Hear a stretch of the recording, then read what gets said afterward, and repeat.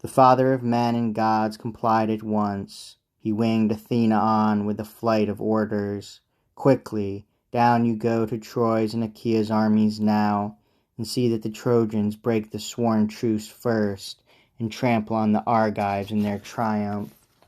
So he launched Athena, already poised for action.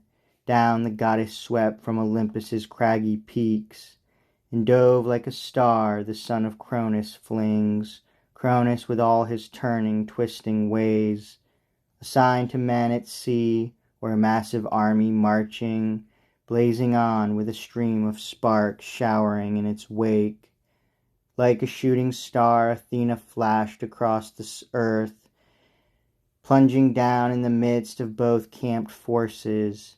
Terror gripped the fighters looking on, stallion-breaking Trojans, Argive men-at-arms. One would glance at a comrade, groaning, what next? Battle again, more pain and grisly fighting, or pacts between both armies, peace from Zeus, the great steward on high, who rules our mortal wars. As Achaeans and Trojans wondered what was coming, Athena merged in the Trojan columns like a fighter, like Antenor's son, the rugged spearman Laodocus, hunting for Pandarus, hoping to find the archer. Find him she did, Lycaon's skilled, fearless son, standing by, flanked by the bands of shielded men who trooped with him from Aesopus's dark rapids. Athena halted beside him, let her challenge fly. Here's glory, son of Lycaon, let me tempt you, you with your archer's skill. Have you the daring to wing an arrow at Menelaus? Just think what thanks, what fame you'd win in the eyes of all the Trojans, Prince Paris most of all.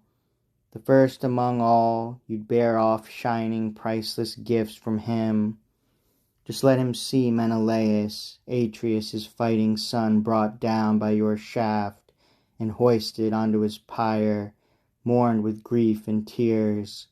Come, up with you, whip an arrow at this invincible Menelaus, now. But swear to Apollo, wolf god, glorious archer, you'll slaughter splendid victims, newborn lambs, when you march home to Zelia's sacred city. So Athena fired the fool's heart inside him.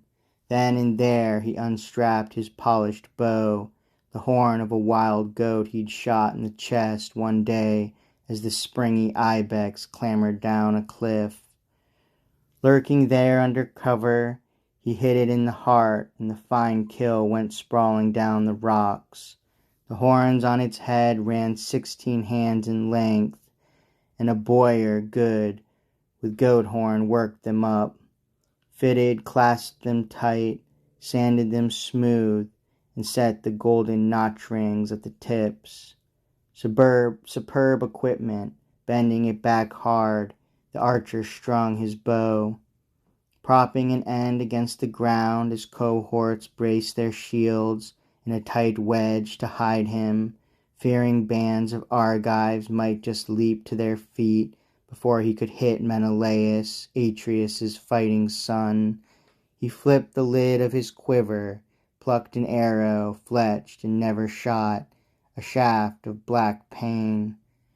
Quickly notching the sharp arrow on the string, he swore to Apollo, wolf god, glorious archer, he'd slaughter splendid victims, newborn lambs, when he marched home to Zelia's sacred city. Squeezing the nock and string together, drawing the gut back to his nipple, iron head to the hand grip, till he flexed the great weapon back in a half-circle curve. The bow sprang, the string sang out, arrow shot away razor sharp, and raging to whip through Argive ranks. But you, Menelaus, the blessed deathless gods did not forget you. Zeus's daughter, the queen of fighters, first of all. She reared before you, skewed the tearing shaft, flicking it off your skin as quick as a mother flicks a fly from her baby sleeping softly. Athena's own hand deflected it down the belt where the gold buckles clasp and breastplates overlap. The shaft pierced the tight belt's twisted thongs, piercing the blazoned plates, piercing the guard he wore to shield his loins and block the spears, his best defense. The shaft pierced even this, the tip of the weapon grazing the man's flesh, and dark blood came spurting from the wound.